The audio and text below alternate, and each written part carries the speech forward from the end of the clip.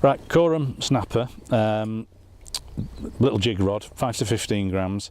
Good little rod. It's Bob's is this one. It's good from the point of view of chucking around small lures on the canal, you know, chasing perch, jack pike, that type of thing. Not as sensitive on the tip. I mean, it's not a drop shot rod, although you could use it for that. But in all honesty, if you were looking at buying this, although the Spro's more expensive, I think the Spro was about 60 quid or something.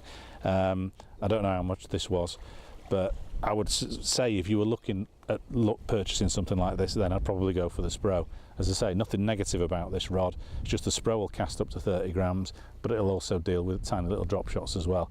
I mean, I've drop shotted on the canal and been great with it. Having said that, good little rod. I mean, Bob's had a lot of pike on it. I mean, he's had pike up to double figures, not intentionally. You know, they're not being targeted, but pike will be pike, and even if you're using a size 1 Mepps, you can still catch a pike on it. But we've been using it today. It's picked up a couple of little perch for Bob's. You know, it's a good little rod, but in all honesty, you know, 5 to 15 grams, it'd probably be, you couldn't really cast a right lot more than that. It's the hollow carbon on there. Good little rod, but my advice would be if you were looking at buying something like that, have a look at the Spro. Might not be for you, and the price difference, I don't know how much these are, might be you know, quite a bit as well.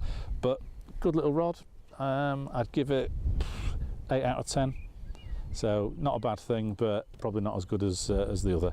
I mean, I tend to, when I'm looking at these little rods, look at the fact that how versatile can they be. So I mean, if you can get a rod that'll go really ultralight for drop shot in, but you can also chuck a few you know, 4 gram Meppses around and that type of thing, then brilliant. But yeah, as a little canal type rod, not a bad thing. 8 out of 10.